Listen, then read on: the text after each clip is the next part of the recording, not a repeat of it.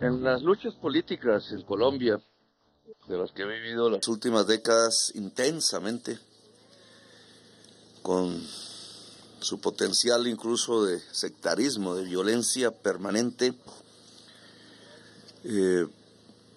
se analiza a veces de las lógicas de nuestros contradictores, opositores, etcétera, quienes gobernaron este país durante 2 siglos. Nuestro programa de gobierno, como si se tratara de una reedición de la hoz y el martillo, y ven a Stalin y Lenin por todas partes. Sueñan con fantasmas que les parecen pesadillas, pero no han podido descubrir cosas simples. El origen del programa del gobierno actual en Colombia, Colombia Potencia Mundial de la Vida, se llama así. Uno podría decir que nació aquí. Uno podría decir que no está en Leningrado, ni en Moscú, ni en Pekín, ni en La Habana, ni en Caracas, etcétera, etcétera, etcétera.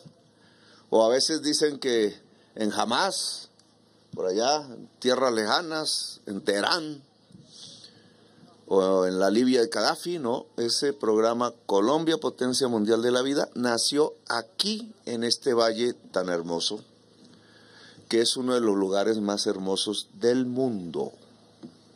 Del mundo. Yo de 21 años llegué por el otro lado, por Mingueo, caminando. De regreso se me rompieron los zapatos y llegué descalzo.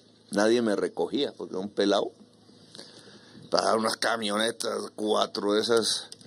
Yo no sabía por qué echaban tanto polvo y por qué no recogían a nadie. Después descubrí cuando llegué de noche a Mingueo, y un jovencísimo policía me protegió porque ahí mataban a la gente después de las 7 de la noche. Amanecían en un caserío que es Mingueo, de 2 calles, todas las mañanas amanecían los cadáveres. Y yo no sabía en qué me había metido. Empecé a comprender la realidad colombiana. Ese viaje de joven aventurero, revolucionario, sí. Conocí por primera vez los pueblos indígenas de la sierra y conocí la sierra. Hasta arriba, 13 horas caminando. El pueblo Cogi. Y empecé a entender cosas que no comprendían. Eso del desarrollo, por ejemplo.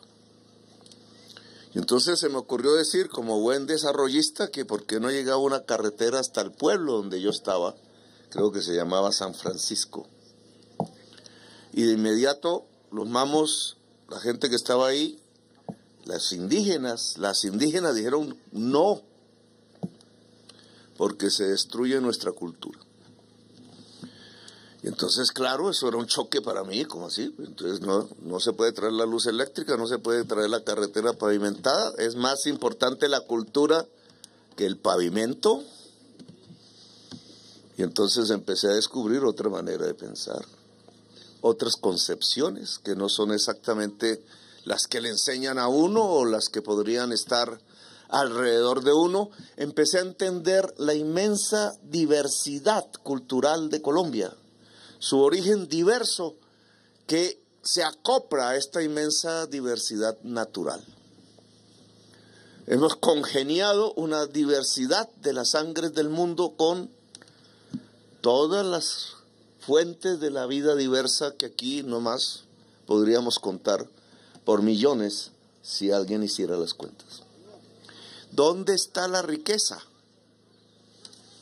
¿En la monedita que me acaba de regresar al Artiam?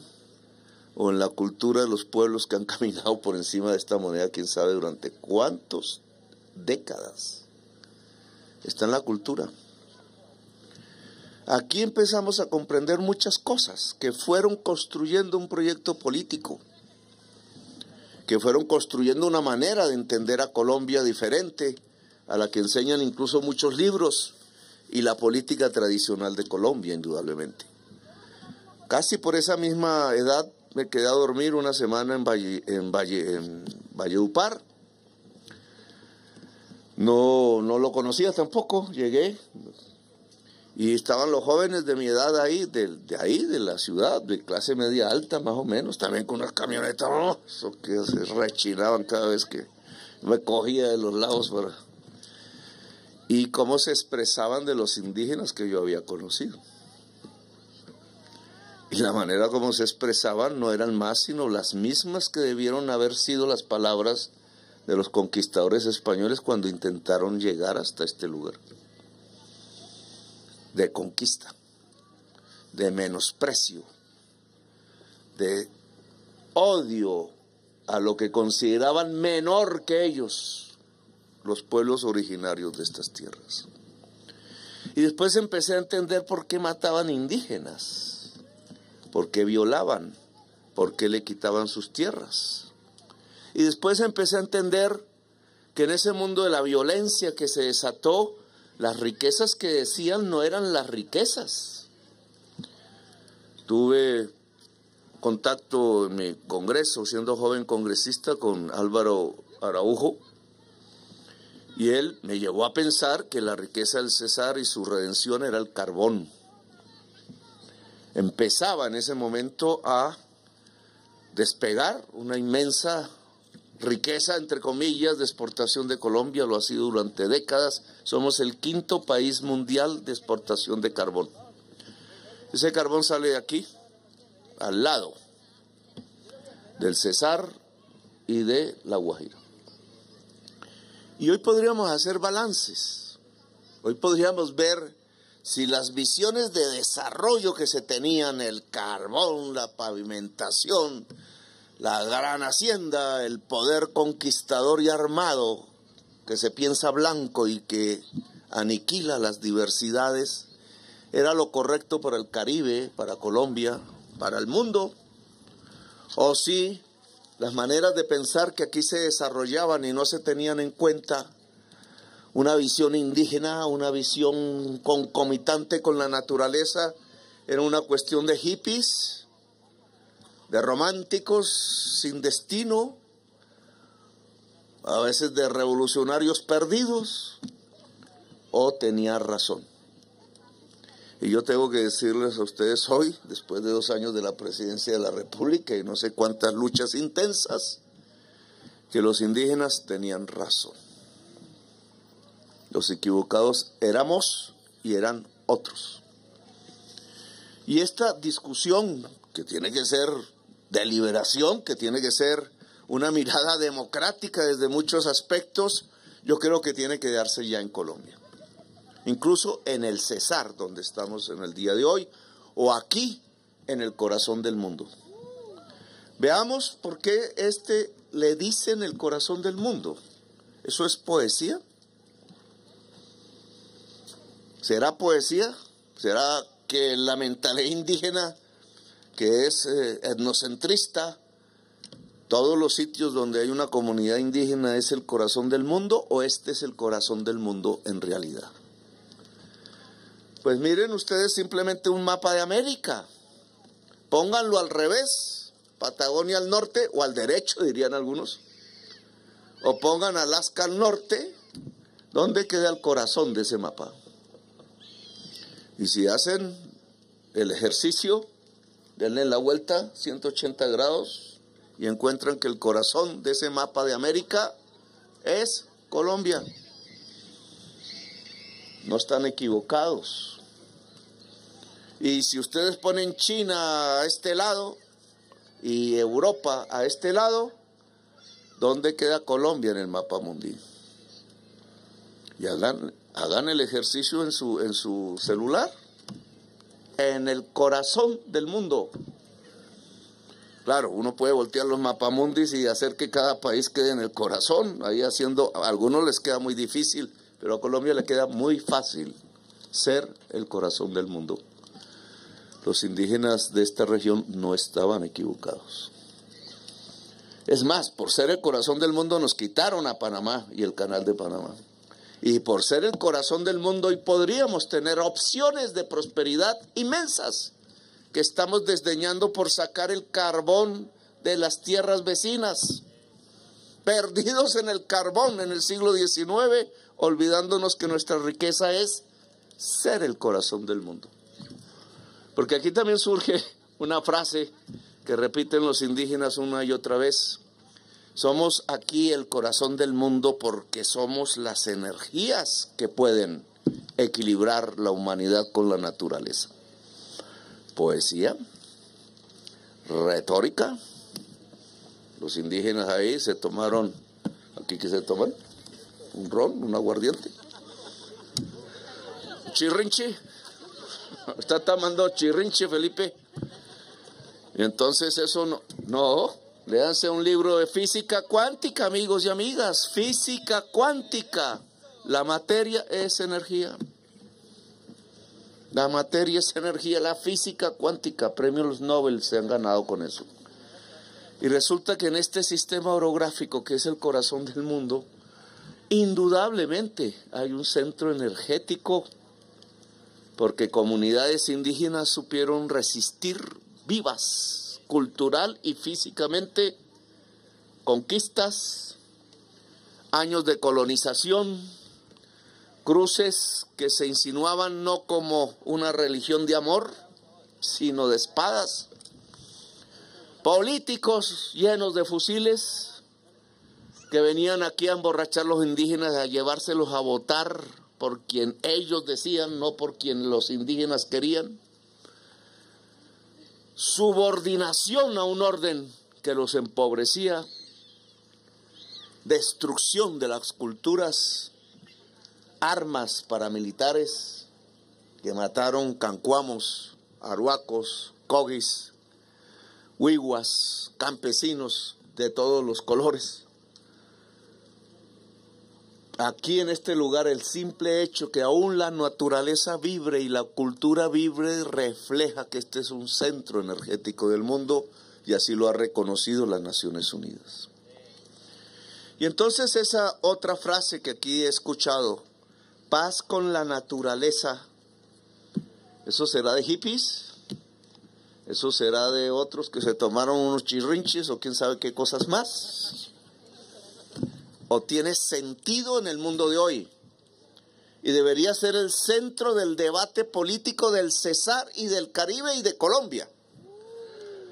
No una frase simplemente arrojada por ahí y no escuchada, compañero alcalde Poloello. ¿Eso qué significa? Yo le pondría un eje ordenador.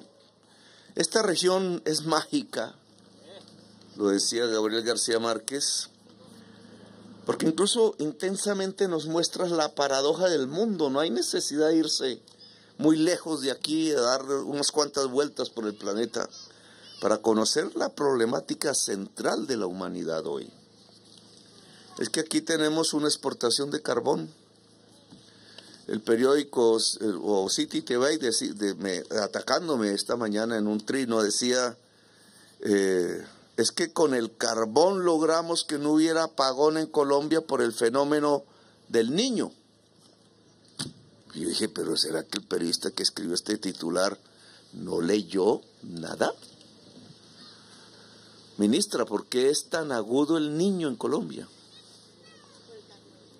Por el consumo del carbón, ¿no? Eso no lo dice Petro, eso lo dicen 4,000 científicos de todo el mundo reunidos en el panel de expertos de Naciones Unidas sobre crisis climática. No yo, no el Partido Progresista, como se llame.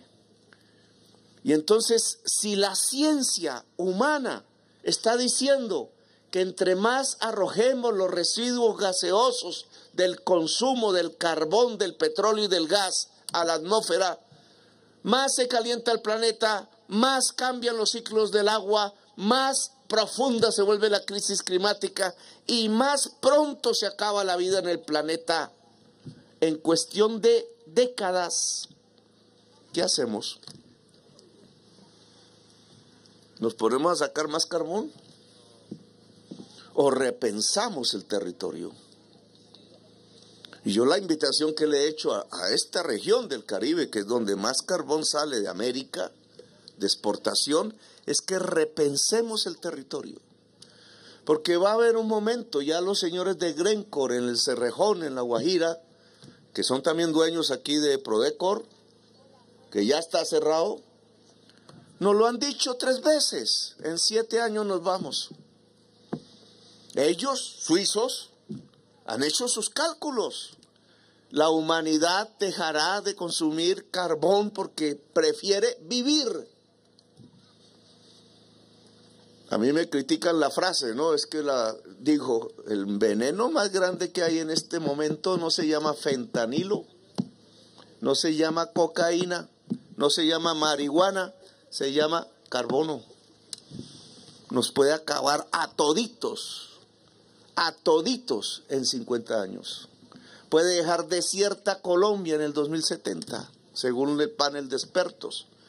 Nos aboca a abrir los ojos y buscar otras fórmulas de desarrollo económico, de enriquecimiento y de prosperidad. Así de simple. Y los primeros que deberían desarrollar ese debate son los territorios en donde están esos enormes cráteres chupándose el agua del territorio y envenenando a la humanidad. Cesar, Guajira, Magdalena. Un debate que tenemos que dar. Por eso me gusta darlo aquí. Porque yo creo que aquí hay una inspiración, paz con la naturaleza. ¿Qué significa entonces eso a la luz de la crisis climática y de la realidad científica de una posible extinción masiva de la vida en el planeta? Yo le pondría un eje conductor y simple, el agua. El agua. Guiémonos por el agua. En el programa de gobierno que dicen que se inventaron en Leningrado y que llamamos Colombia Potencia Mundial de la Vida, decimos ordenar el territorio alrededor del agua y liberar los espacios del agua. ¿Sí o no? Ley de la República hoy, porque es el Plan Nacional de Desarrollo. Ley. Y entonces si yo cojo este río Fundación, que llega a las bananeras, ¿cierto?,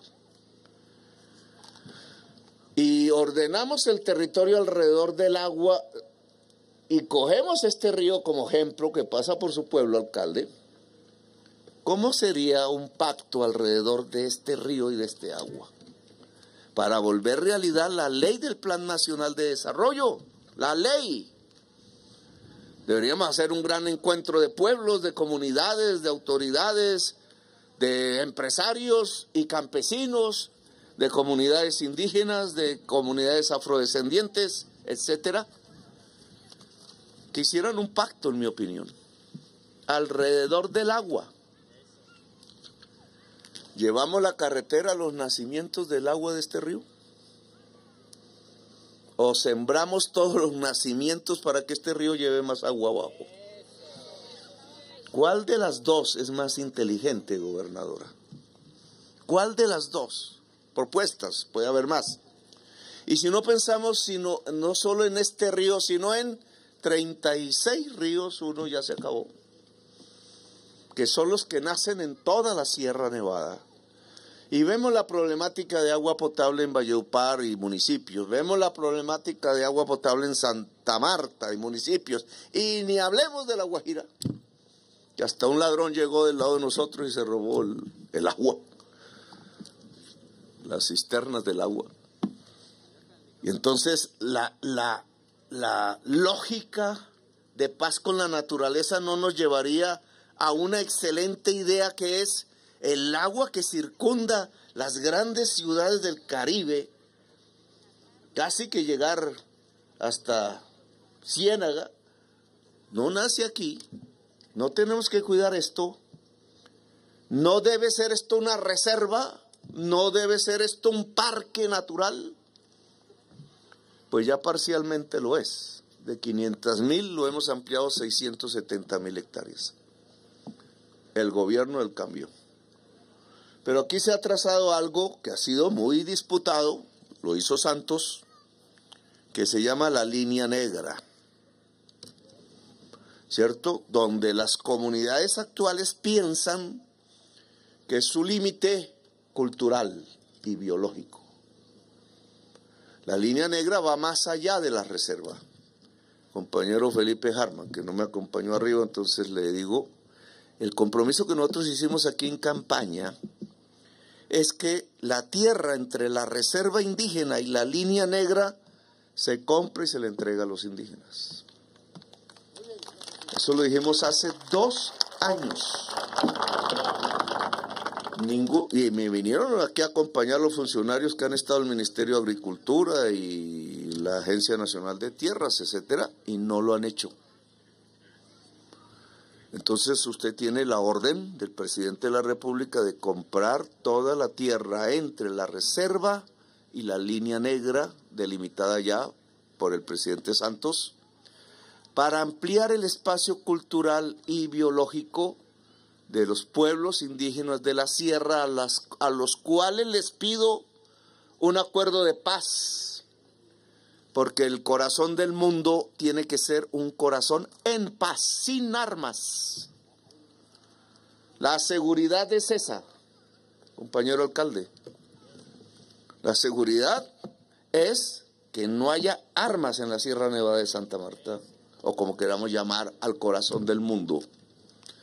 Y pasa por un pacto entre los pueblos indígenas que tienen su propia diversidad y sus propios conflictos.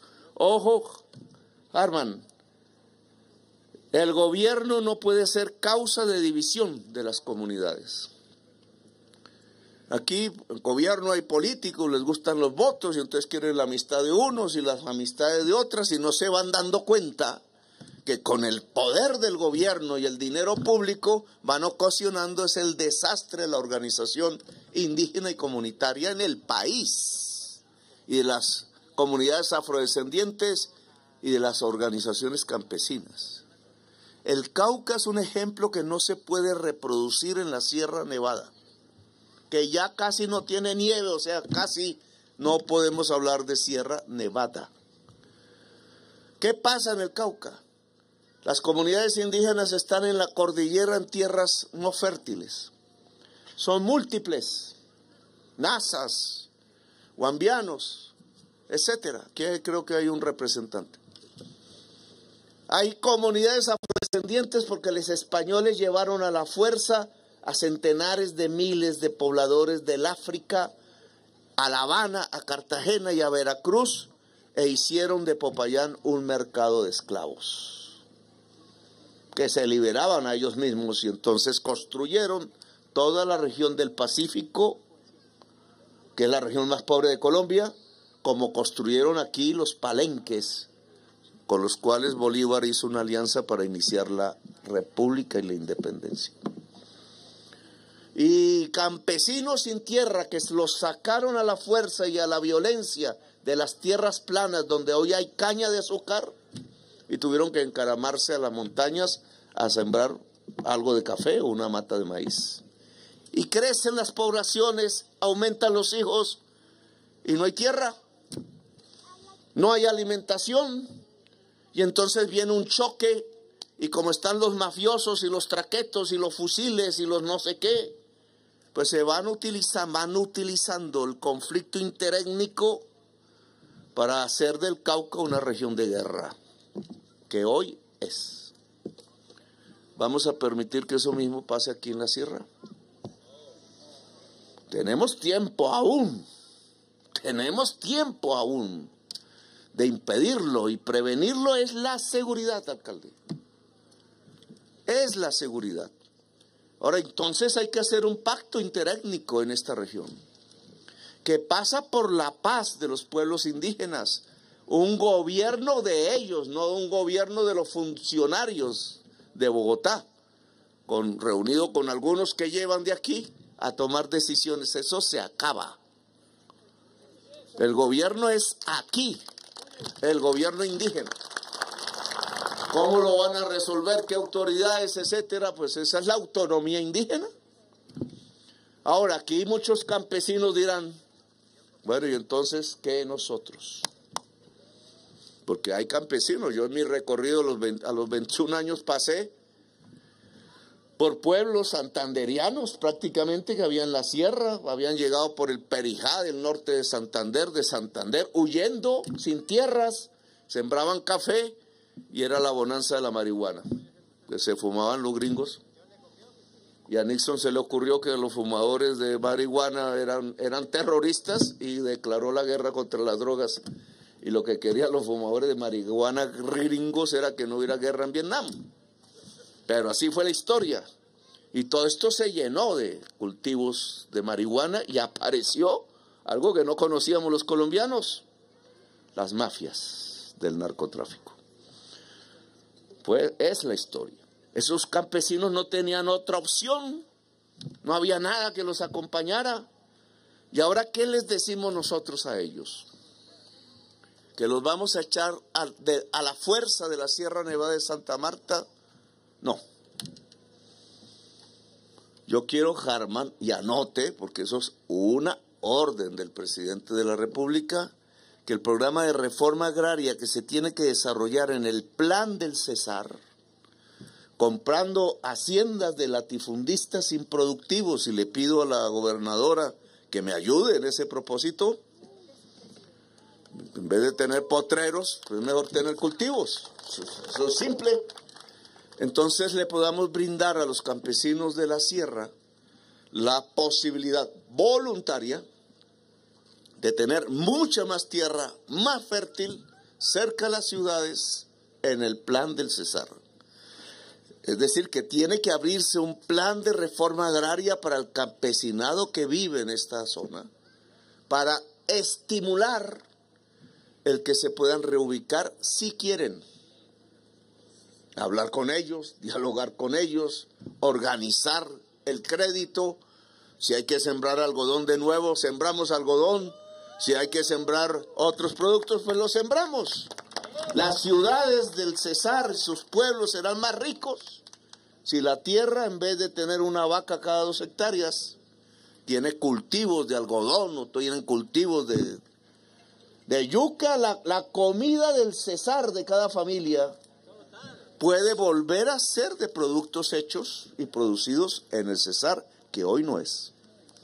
Y no es porque las tierras del Cesar se están quedando sin agua, son potreros porque no hay ayuda a la producción agraria, o son enormes minas del carbón que se van a cerrar, ocasionando una enorme crisis social si no actuamos ya para prevenirla.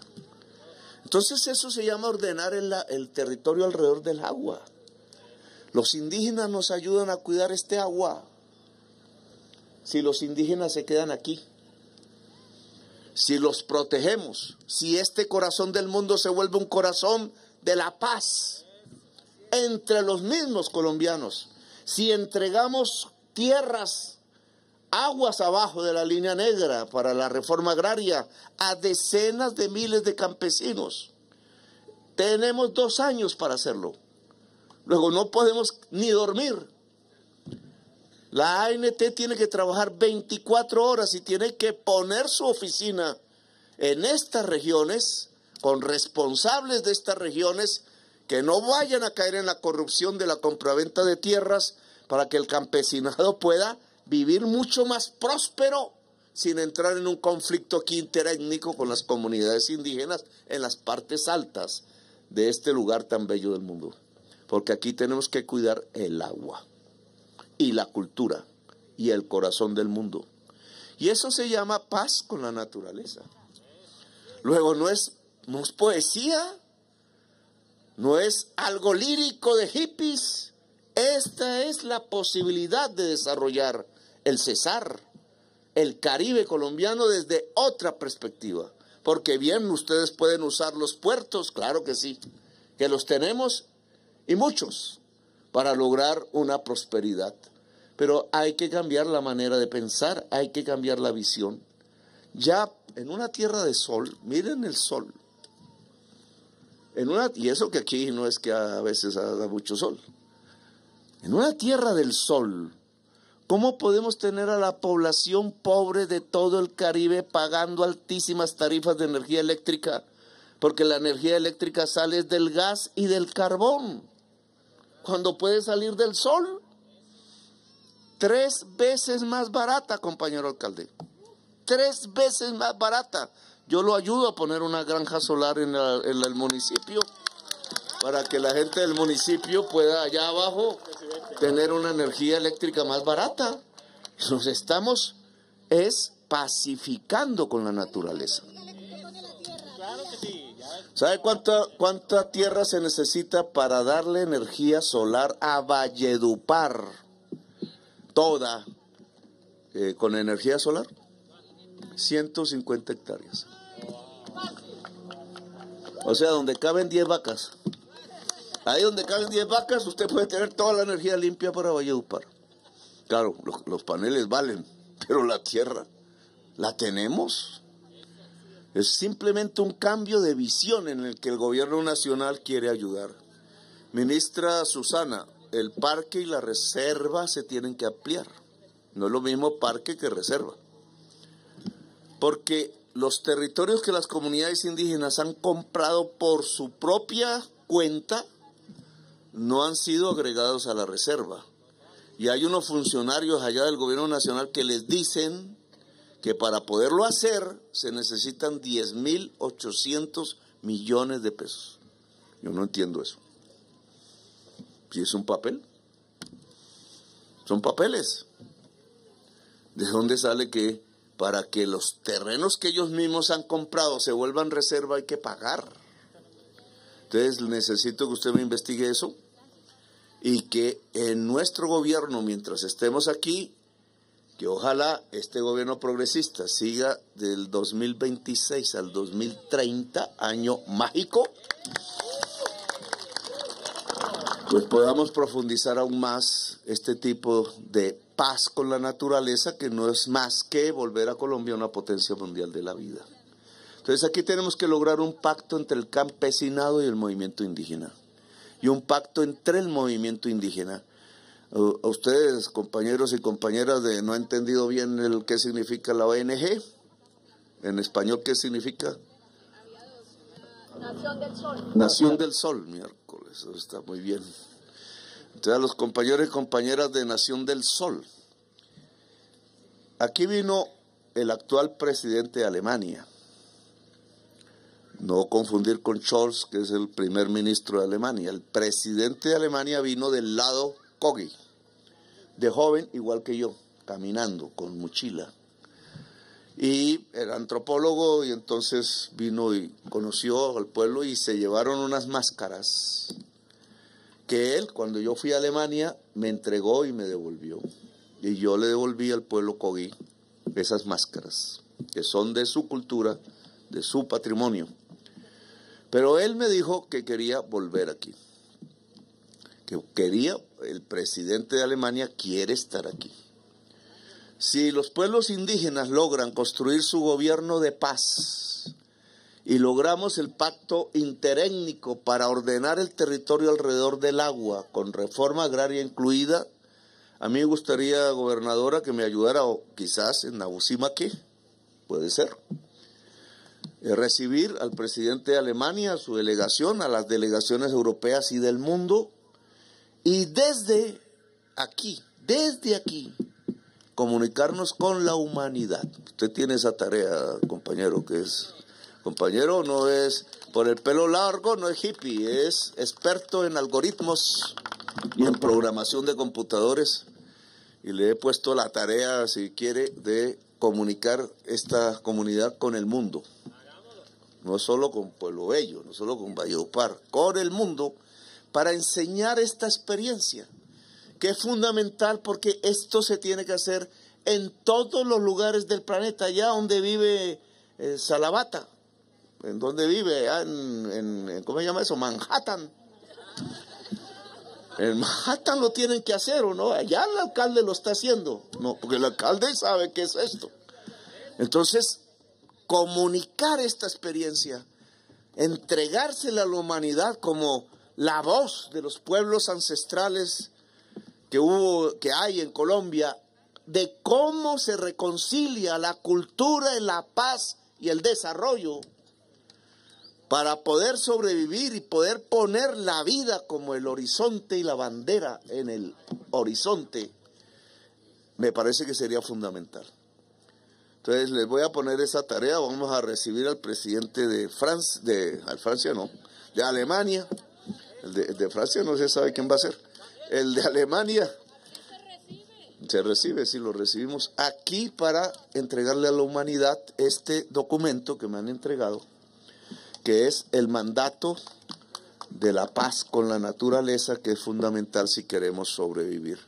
Entonces tienen ustedes sus tareas, gracias a la comunidad que habíamos prometido 2 años después de la posesión volver a otro acto.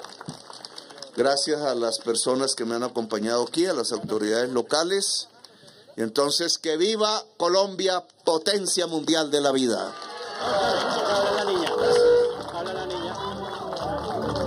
Bueno, y cierra el evento una niña de la comunidad Arhuaca. Ella se llama Atizarney Zapata. Muy buenas tardes a todos. Mi nombre es Ati Darney Zapata y el día de hoy vengo a recitar el siguiente poema, que es titulado Juntos por la Paz. Para nuestro territorio, la paz es lo más importante. Cuidar la naturaleza es la semilla y el mandato que llevamos en nuestra memoria.